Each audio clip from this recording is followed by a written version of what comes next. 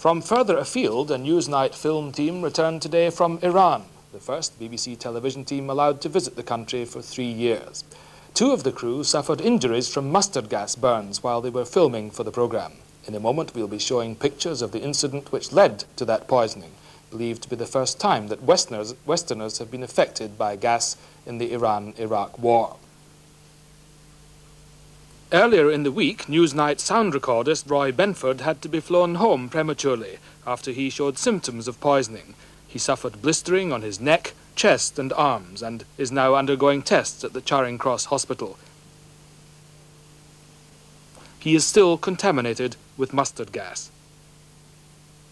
The team that returned home today included cameraman Bernard Hesketh. His camera equipment had to be checked for mustard gas contamination by scientists from the government's chemical research establishment at Porton Down. They confirmed that there were small traces of mustard gas on the camera gear. The material that the Newsnight team collected has strengthened evidence that the Iraqi army has indeed been using chemical weapons in its 4-year-long war with Iran. A Belgian poisons specialist was with Newsnight at the front at the invitation of the Iranian government. He examined victims and collected samples of chemical weapons. He now has no doubt they have been used. I'm certain that Iraq is using mustard gas, I'm certain that Iraq is using yellow rain, and I'm certain that Iraq is using taboo. It's not, I think I'm certain. It's not a question mark for me. I am certain that they are using it. With me now is our own reporter, Julian O'Halloran, just back today from 3 weeks in Iran. Julian, what was it like out there? Well, in one sense, in Iran at the moment, it's a time of uncertainty because they've been having elections in 2 parts, and the second part is still to come. But on the overridingly important thing, the Gulf War, there is now total determination in Iran to win the war and to press forward the attacks they've been making on the Iraqis this year.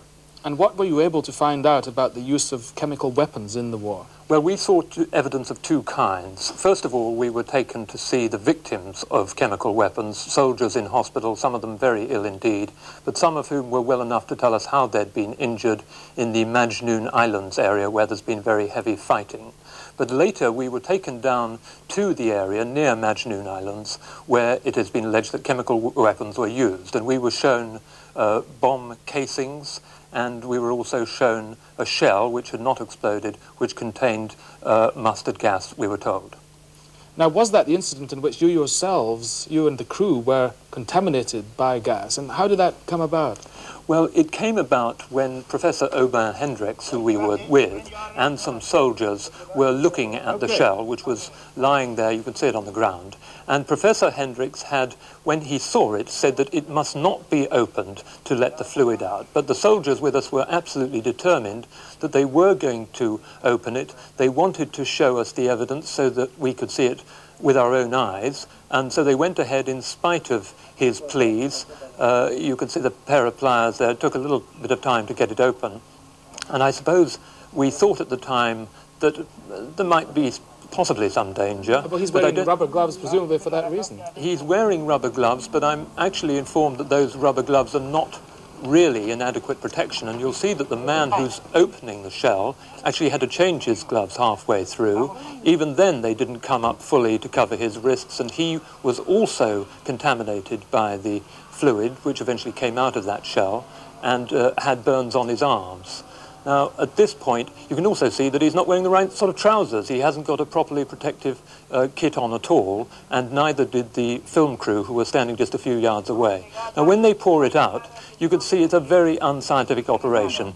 The fluid they're pouring it into the jar, and then they start pouring it all over the edge, and at that point, I think it's quite possible that a large amount of vapor is being created by the fluid and is possibly blowing with the wind towards the film crew and towards Roy Benford, who is now in hospital suffering from burns as a result of that incident, burns and blisters to his body. And that's the sample that Professor Aubin Hendricks, one of the many that he took back to Belgium with him to analyse. So Roy is still in hospital, but how are you, yourself, and the rest of the team now after that experience? Well, Bernard Hesketh, the cameraman, is also having tests. He seems very fit and cheerful. Roy, I'm told, is progressing. Paul Willich, the director, and myself appear to be fine. so there is no concern about us. But I think the point we would probably all want to make is that the Iranians feel this is something that they've been suffering from for months now. They say they have had more than 2,000 men injured by chemical weapons, of whom 400 are said to have died. And so this is, perhaps for them, they see it as another opportunity to impress on the world the terrible danger of these weapons. Well, Julian, we look forward to hearing your full reports on this and other matters from Iran next week. In the meantime, welcome home and thanks very much. Thank you.